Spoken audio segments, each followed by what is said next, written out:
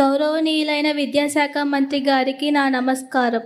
Sir, నా పేరు నాగశరణ్యాదేవి. నేను Andhrakesari Tanguturi Prakasam Pantulu municipal corporation high స్కూల్లో 10వ తరగతి చదువుతున్నాను. సార్, సినిమా సోషల్ మీడియాలలో అసభ్యకర ప్రవర్తనలు, ముఖ్యంగా మహిళలపై అనుచిత వ్యాఖ్యలు చేసేవారిపై ఏవైనా చర్యలు తీసుకుంటారా సార్? చెల్లి, నా స్పీచ్లో ఈ విషయం పైన చాలా స్పష్టంగా మాట్లాడాను.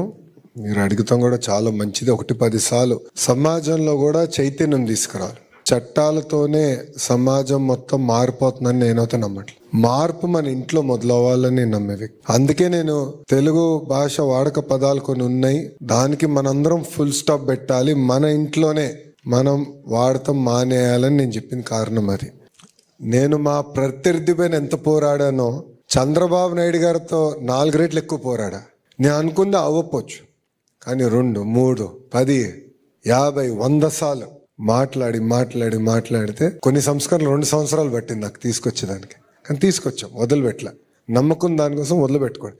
అదేవిధంగా సినిమాలో కానివ్వండి, వెబ్ సిరీస్లో మహిళల్ని కించపరిచే విధంగా మాట్లాడేదానికి లేదు, ఉండకూడదు, ఆ పదాలు వాడకూడదు అని బలంగా నమ్మే వ్యక్తిని నేను. దానికి నేను అహర్నిశలు పోరాడతాం. రెండోది, ఇక్కడ చాలా ఇంపార్టెంట్ ఇష్యూ, సోషల్ మీడియా కానివ్వండి, సెల్ ఫోన్ కానివ్వండి, పాజిటివ్ ఉంది, నెగిటివ్ ఉంది. పాజిటివ్ ఏంటంటే ప్రపంచంలో ఏం జరుగుతుంది, మార్పులు చేర్పులు ఏం జరుగుతున్నాయి, టెక్నాలజీ ఏ రకంగా వెళ్తుంది తెలిసినాక మంచి అవకాశం ఉంటుంది. కానీ సోషల్ మీడియాలో కొంతమంది మహిళల్ని కించపరిచే విధంగా మాట్లాడుతున్నారు. బాధాకరం అది.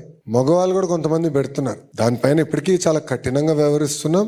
దానికి బలమైన చట్టం కూడా తీసుకొస్తాం, దాంట్లో ఎలాంటి సందేహం లేదు. చట్టంతో పాటు నేను బలంగా నమ్మేది, పాఠశాలల్లోనే కాదు, ఇంజనీరింగ్, పీజీ, పిహెచ్డి చదివే పిల్లలు కూడా, పిహెచ్డి చేస్తున్న పిల్లలు కూడా కంపల్సరీ వాళ్ళు తెలుసుకోవాలి. అది ఎంకరేజ్ చేయాలి. సొంత ఇంట్లో మా నాన్నగారు అమ్మగారు పైన ఎట్లా మాట్లాడతారు, ఎంత గౌరవిస్తారు, ఇది నేను చూసి పెరిగిన వాడిని. సో నరనరాల నాది అదే ఉంటుంది, అదే బ్లడ్. సో ఇది ఒక పక్కన చట్టాలు, ఇంకో పక్కన ఇంట్లో కూడా పాఠాలతో పాటు ఇంట్లో కూడా ఎట్లా ఉండాలి, మహిళల పట్ల ఎలా ప్రవర్తించాలనేది మేము బలంగా తీసుకెళ్లాలనే ఆలోచనలో ప్రభుత్వం ఉంది. థ్యాంక్ యూ చెల్లి. Thank you sir.